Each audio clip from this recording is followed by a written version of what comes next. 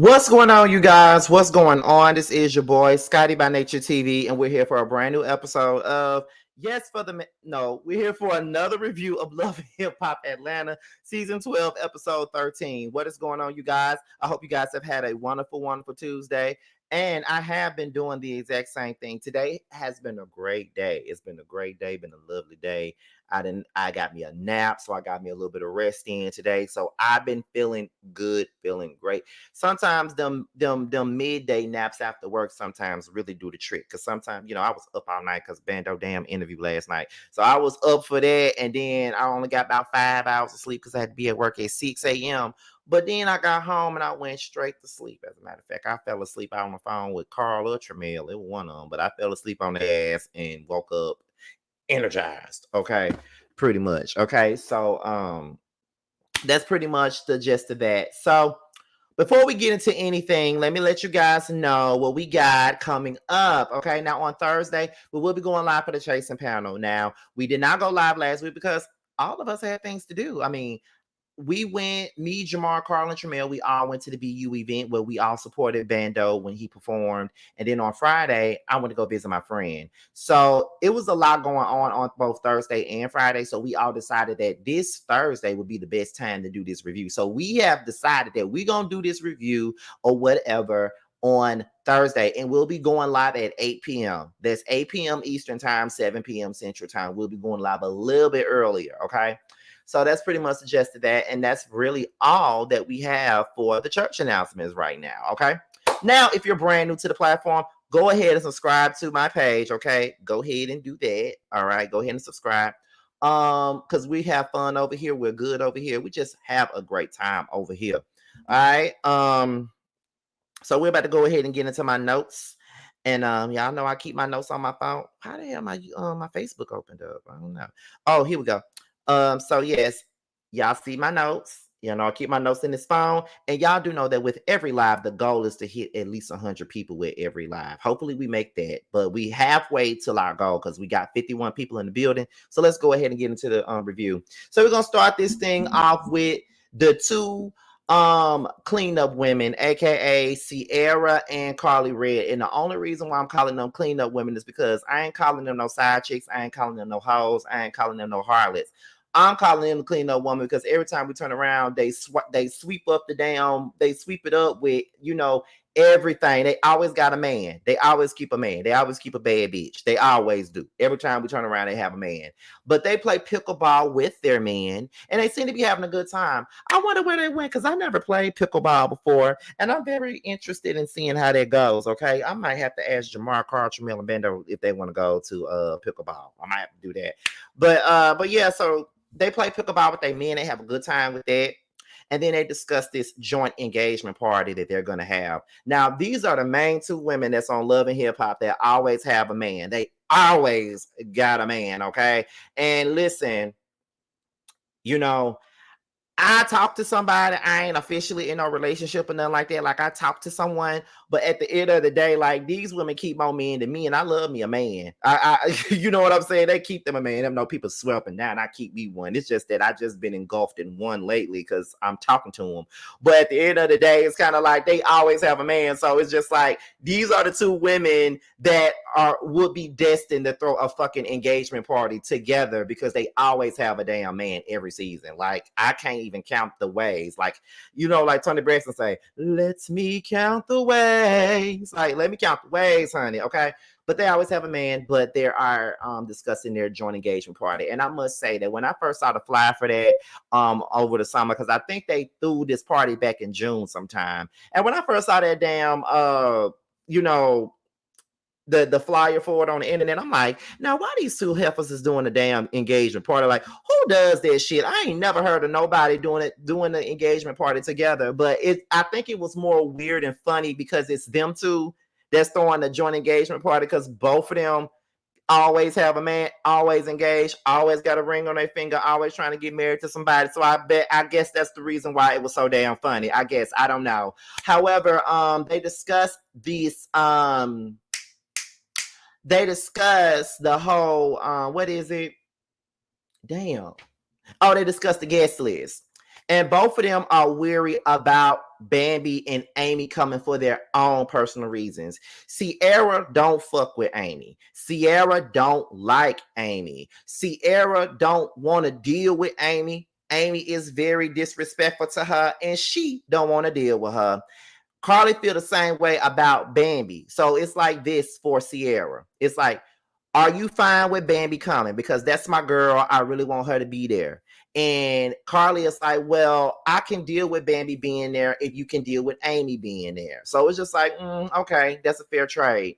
And that's when Sierra started saying that, Spice is full of shit. She fake as fuck. She sat up there and she let Amy diss me on this Love and Hip Hop, collaboration project. And I just don't understand that. And I've been saying for the longest, even before Erica Mena started doing that whole "you a blue monkey" comment that she did last year. Spice been on some bullshit. Spice been messy. She always be on some bullshit. Remember that first season that she was on? Like, she sat up there and made all them damn fat jokes about Tokyo Vanity for no damn reason when she didn't even know her. That's number one. She always would jump in fights with people all the damn time. Then another thing that she did that same thing with Mita and Jock and Kendra that time. She knew that Mita was her friend, and she knew that Mita was fucking on Jock. She knew that, but was bringing Mita around and telling everybody that Mita was fucking Jock. Like, I wasn't reviewing that season like that, but at the same point in time, Spice knew what the fuck she was doing. Spice been a messy motherfucker, okay? And I'm not just gonna, you coddle her just because somebody called her a fucking monkey. They had all been to call her no damn monkey.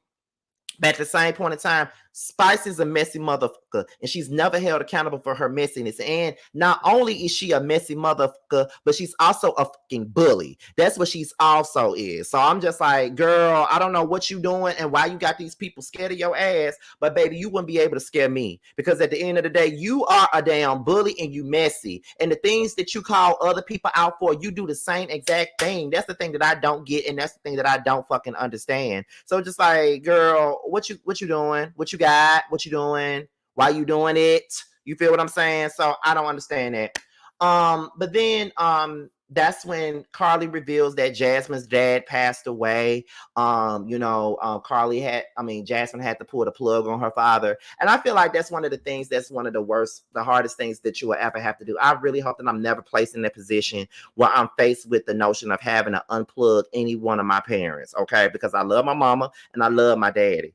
And I already don't want to ever experience having to lose him, but I also don't want to ever have to experience the thought of having to make a decision to pull a plug on them. Like, that's probably one of the hardest things. But my mama always told me, if something ever happened to me and they tell you that you need to pull the plug, release me and let me the fuck go. Please release me. That's what my mama has always said. But I never want to experience that.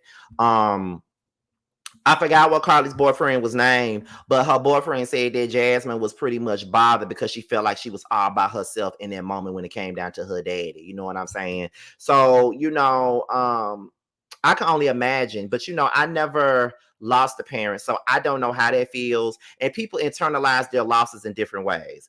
Some people, cry to themselves. Some people lash out. Some people rather have people all around them. So grieving is just something that you really can't tell nobody how to do. It's just what it is. So my condolences go out to Jasmine and even Carly, because she was married to him, which I didn't know that she was ever married in the past. The things you learn about these girls. But anyway, we get into Scrappy and Spice. They shoot a music video. And they want to bring Jamaica to ATL. Okay. It's good to see Scrappy actually rapping. I always wanted that for him in the first place. Like when he first got on Love and Hip Hop and things of that nature, I felt like they were missing the mark with him, because, I felt like he was missing the mark with himself, because you seen your ass on reality TV and you're not necessarily doing the work that you need to fucking do in order to put yourself back out there. I felt like anybody that gets on a platform like Love and Hip Hop should always, get up and do their thing. You feel what I'm saying? Like, get up, put your music out, do that. He probably put out one damn song while he was on Love and Hip Hop Atlanta. And that was during his first season. And Scrappy really had age on his side at that time because he still could have put out some new music. He could have got back in the game. Not like Lil Scrappy did not have no successful records at one point in time. But it's just like, girl, why do y'all get on platforms like Love and Hip Hop and don't do nothing with it? Okay, yeah, y'all on here to be messy, y'all on here to argue, y'all on here to fight, y'all on here to show y'all wretched ass lives. I get that. But also make it worthwhile and do something with the platform. That's all I be saying. But these girls don't know me. So why would they be listening to anything that I'm saying? They the ones that's getting a bigger bag doing this shit than me. So I, whatever. But anyway, he's coming to Spice's Atlanta show, and Spice is so happy about it. And Scrappy says that he likes Bambi's song, and he also liked it when Amy and Bambi were going back and forth with the diss records, because he feels like that's a part of hip hop. That's what we do. We diss each other on records, and that is a part of hip hop. That's what they call hip hop sport. Diss records are always pretty exciting to listen to. I have my personal favorite diss records. If you want to know what they are, y'all want to know what my favorite diss records are? I'll tell you anyway, even if you don't want to hear it. But one of my favorite diss records is probably No Vaseline by Ice Cube. Amazing record, like one of the record books. One of the biggest diss records of all time was No Vaseline by Ice Cube. One of my favorite diss records. Of course, Tupac's Hit 'Em Up was also one of my favorite diss records. And y'all do know that Tupac is my favorite rapper. So y'all do know that at the end of the day, that's my shit. Okay. So I love me some Hit 'Em Up by Tupac. And y'all also know, if you don't know, Hits by Megan Thee Stallion is also one of my favorite diss records. I think that she went in on Nicki and Drake and whoever else that came at her. I love me some Hits by Megan Thee Stallion, one of my favorite diss records. I could think about a couple of more diss records. Lil Kim's Came Back for You when she dissed Kim and Foxy. Okay. It's enough I gotta put up with this doo-doo brown chick. Now you wanna come at me for more size? I'm getting money. Don't think I just be letting shit slide. I'm very concerned with fashion. Ain't my fault you don't know how to rock this Hollywood thing. Y'all need to let me style you. Come back to the light, ma. I started this shit. How soon we forget? I'm the heart of this shit. So keep your tacky ways and go back to your stripper days. Cause long as I'm around, you're gonna bow down. Okay.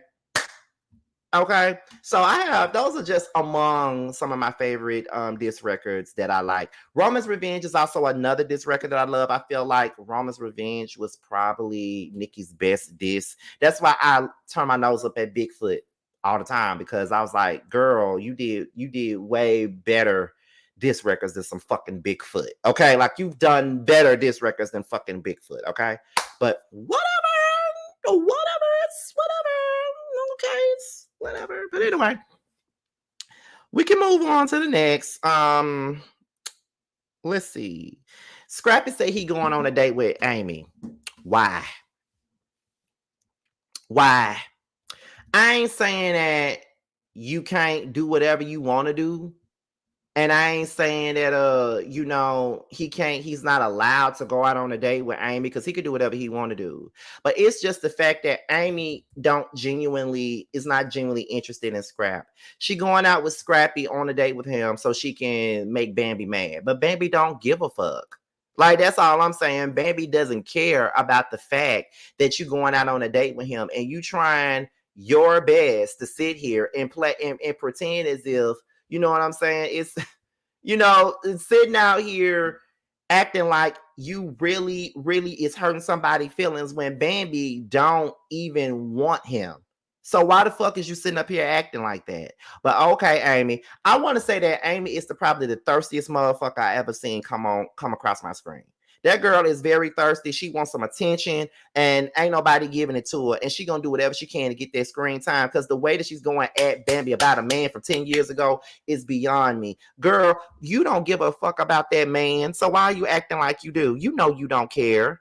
Why are you acting like you do? You know you don't give a fuck, girl.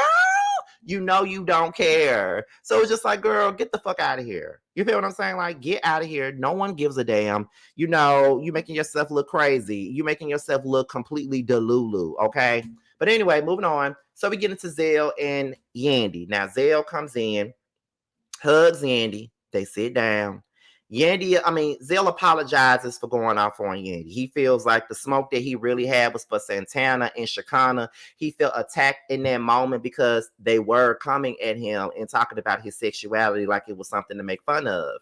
And to be quite honest, I feel Zel. Y'all know I never agree with Zel on anything. Y'all know that I never liked Zel for shit. I've always, at the beginning of the Love and Hip Hop Hollywood, I really did like Zel, but after a while, I stopped liking Zel because I just felt like he was a complete menace. But other than that, all in all, though, I do feel as though, Shakana and what's her name? Shakana and Santana were both doing the most, and they were coming for that man and his sexuality and making fun of him trying to be a father. You know what I'm saying? And Yandy, you were laughing. You were laughing at this situation.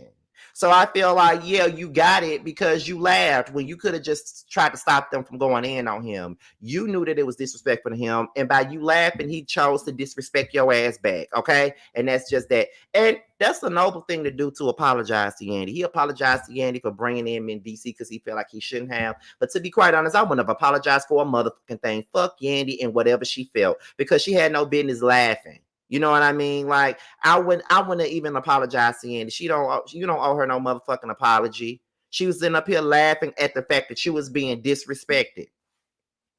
And she just got caught in the damn crossfire. And that's just what it is. So no, I don't think you owed her no damn apology. I personally don't think so. But to each his own, I guess. I don't know. I just feel like if I really mean it, then I'm not going to sit up here and pretend as if I'm sorry for cursing you out. Because if I cussed you out for a reason, baby, I'm not apologizing for that. You got to be out of your pickle loving mind to think I'm about to apologize for holding your ass accountable for trying to make fun of me. Absolutely not. And if your feelings got caught up, then your feelings got caught up, baby girl. So I don't give a fuck. Y'all can say whatever you want to say about me, but I don't care nothing about Yandy and her feelings. So then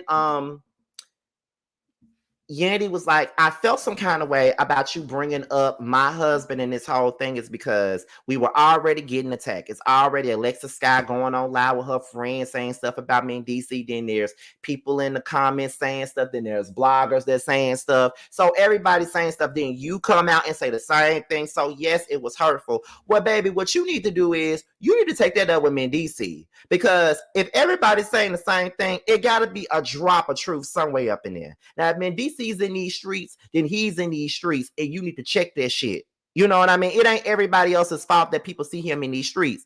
And Mendice has already been, exposed as a liar in the past. Did y'all ever watch that Love and Hip Hop special that they had on YouTube called The Tangle Web of Lies and things like that? And Mendice would lie to all them women, especially to Erica and Yandy, because that's why they hated each other so much, because they were fucking the nigga at the same time. So Mendice already been exposed as a damn liar already. So it's just like, it's not really far-fetched that he just might be in the streets. Now, I ain't saying that he's in the streets, but I'm saying Alexa Sky friend said it on the live. Zel just said it was in the blogs, people talking about it.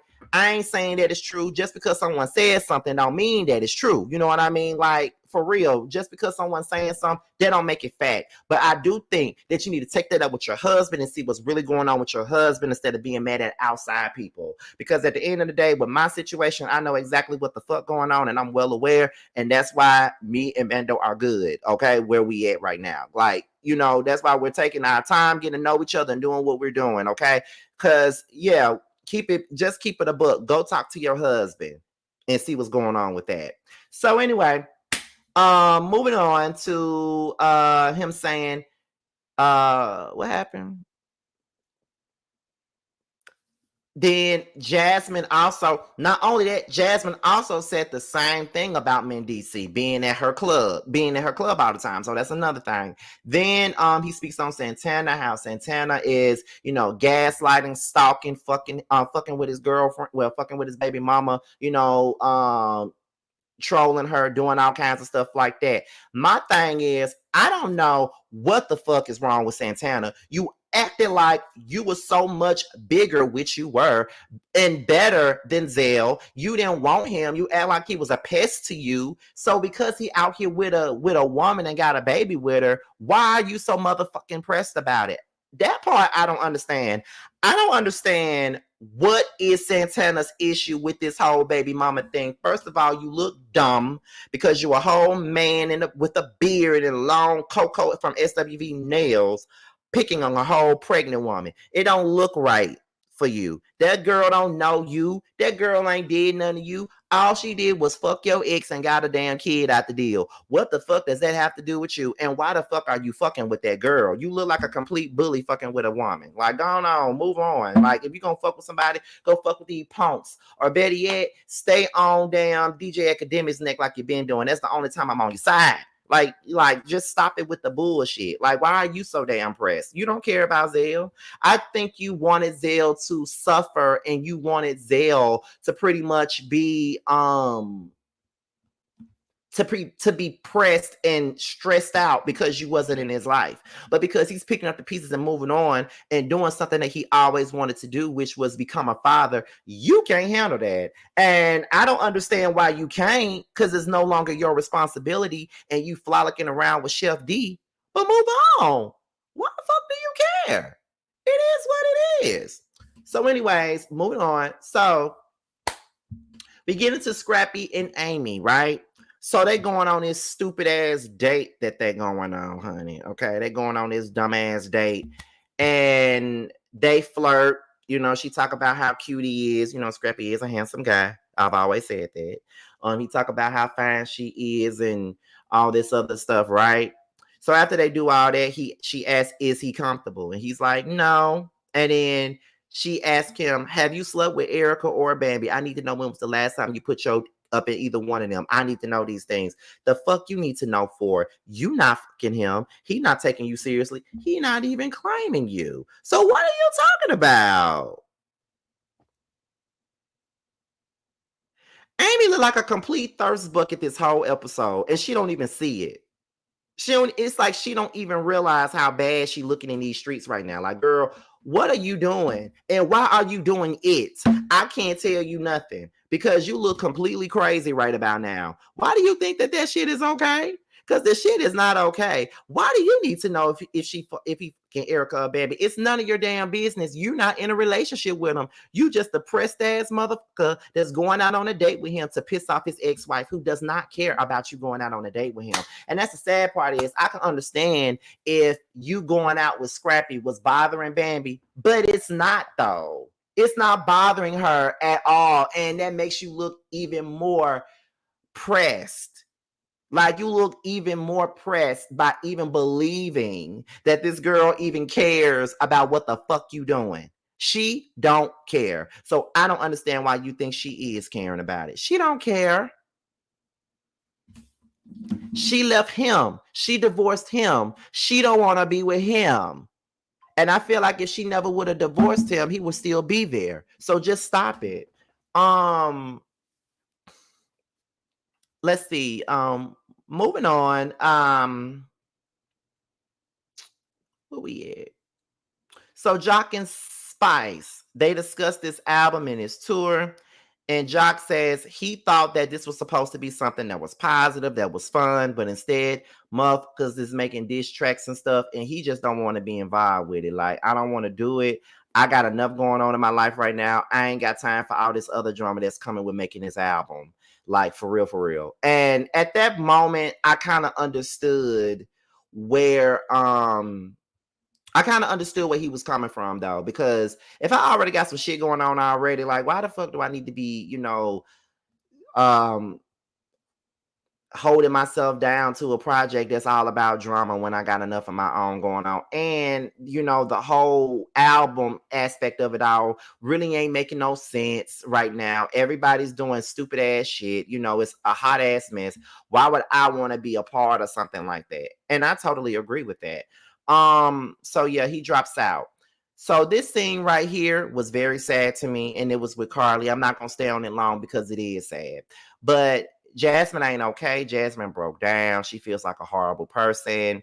And Carly is pretty much trying to trying to console her and be there for her. She had to pull the plug, and I believe she feels horrible about herself because she had to pull the plug. But at the end of it all, like, it's not your fault. You had to do what you had to do, because we got to understand, leaving them on a life support machine, it's not doing us any favors, and it ain't doing them no favors, because they can't live on their own. They have to live through a machine, and living through a machine is a more miserable way to live than the way we're living right now. Hello? So I would never want to put nobody through that. You can't even do shit. You just confined to laying in a bed with shit stuck up in you because you can't do anything by yourself. Like, your whole life depends on a certain machine, when I could just be let go and let freely and just rest forever and get all the rest that I motherfucking need. You know what I mean? So just let me go. So don't feel bad, Jasmine, at all. Like, I can only imagine how that feels, but don't feel bad. You're not a bad person. What you did do was you did your father a favor. You freed him, and he's now gone to a better place, and he can rest and be whoever he wants. So don't ever feel bad for that. Kendra and Jock. Jock wants to talk to Kendra. Kendra feels like Mo got out of line, and I 100% agree with that.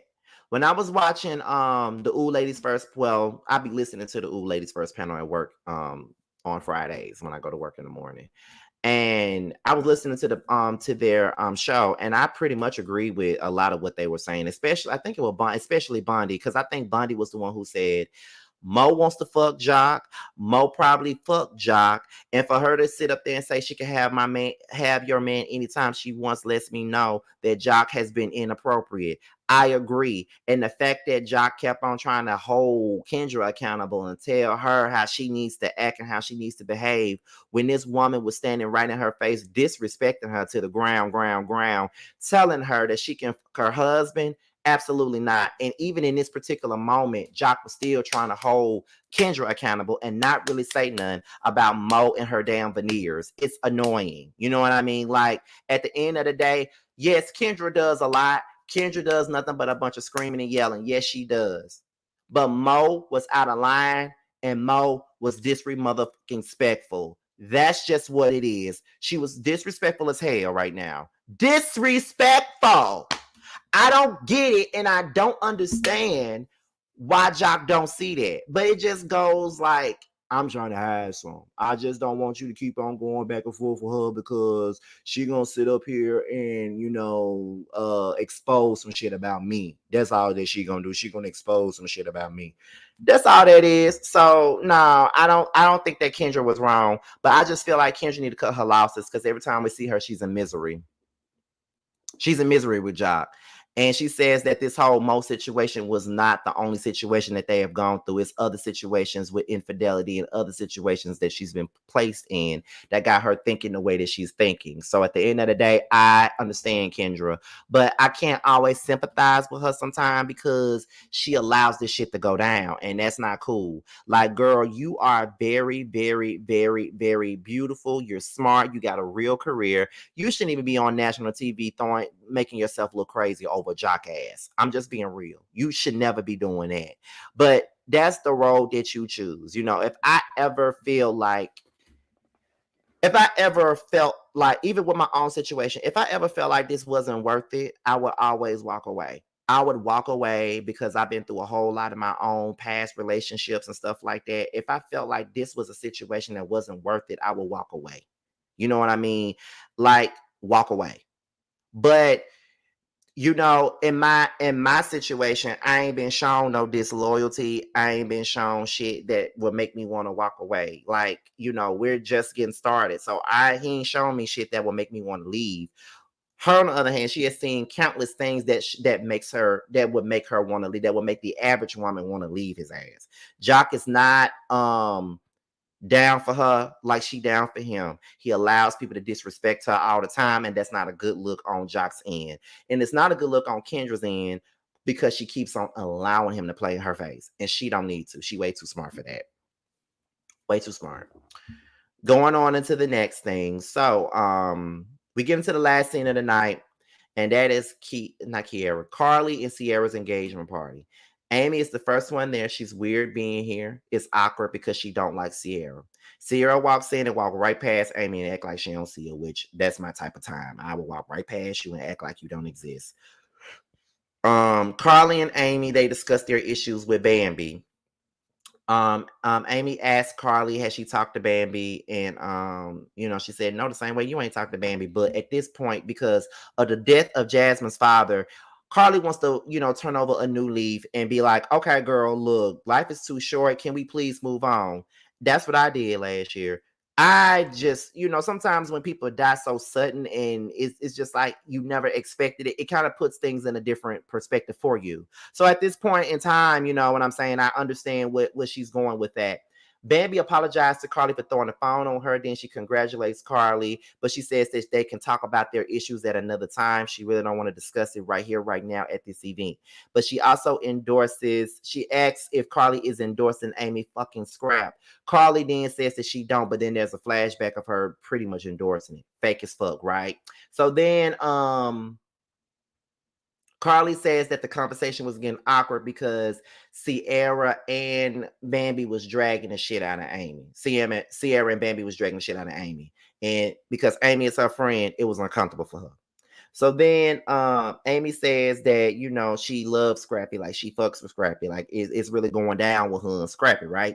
So then Zel says, I just got to ask you, because everybody been saying it, are you fucking Scrap?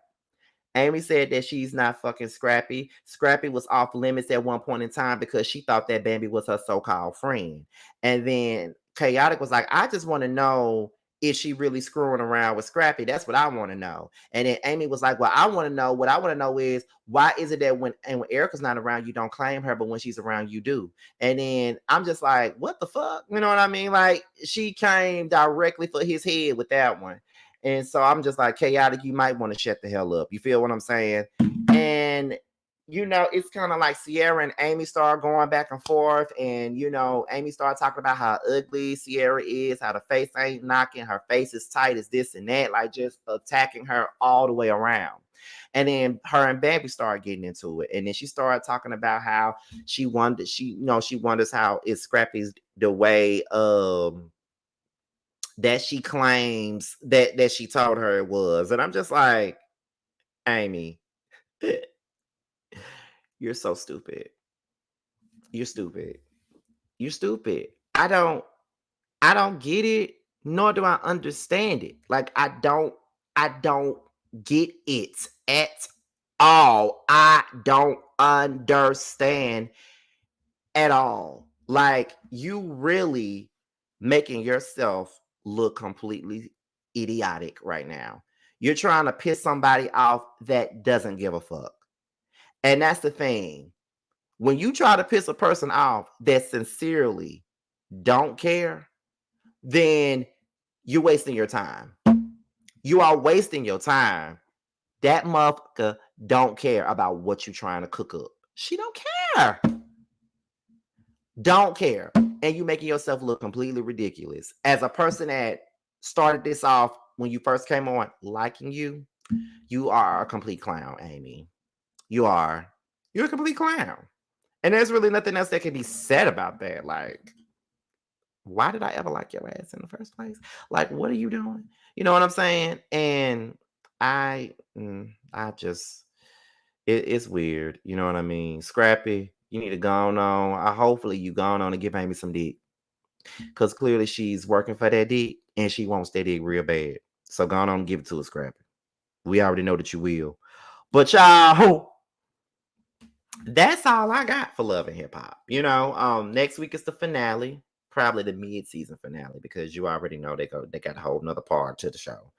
But y'all, make sure you guys tune in for that, because I will be going live on Tuesday. Now, let me let you guys know right now, the Whether You Like It or Not panel is going to be on Really B's channel on Monday, but there is a slight possibility that I might not be there due to the fact that I'll be just getting back to Atlanta, because I'm going home for the weekend for homecoming. And I might not make it back to Atlanta until right before, because I'm trying to figure out how I'm gonna do my reviews and everything while I'm at home. So I'm just trying to understand. I think I may not be able to do the panel on Monday. Busy might have to just sit in my place on my Busy probably gonna sit in my place on Monday. But we'll see about that. You feel what I'm saying? We will definitely see. If you haven't, go ahead and look at my review for Glorilla's album. And by the way, me and Calvin Michaels spoke yesterday, and we are doing some album reviews together. Some great R&B album reviews, by the way. We discussed it already. He's agreed, so they'll be coming in November. I am so excited to be having a conversation with him about music, because Calvin is more so into music just like me. So it's amazing to be able to have those conversations. So I cannot wait. I can't wait for that. You feel what I'm saying? So with that being said, y'all, that's pretty much just it. That's all I really got for y'all today. So I'm about to go on and get up out of here. So with that being said, this be your boy, Scotty by Nature TV. Be sure to like, rate, comment, subscribe, share this video, and also click on the notification bell so you can be notified whenever a video drops. And if you want to follow me on any form of social media, my Twitter, my Instagram, and my TikTok will be down below. With that being said, you guys, I am out of here, and I will see you guys on the next video. And I will leave you guys with Bendo and Alonda with Don't Sweat. I'll holler at y'all later. Bye. Don't shake your ass, booty acting up. Don't grab your drinks, baby, pass the Dutch. Damn, shorty bad, looking bad as fuck. Don't sweat it, ain't no competition, I said it. Don't exist for the beef, motherfucker, I did it. Pull up, knock your coins like Mario. Couldn't slip me do 100 miles of cardio. Damn. You niggas stay faking, you niggas stay hating, you niggas so basic. You felt the wins, so don't test me, nigga. My team leave the weapon, Joe Pesci, nigga. They hate to see me win, so I cause them frustration. Hate to see my name, so I give them penetration. Bro, running this race on you fucking lanes. Spin the block, big old bitch, tucking chain. Bam. Nigga high, don't sweat, don't stop, don't sweat, nigga high.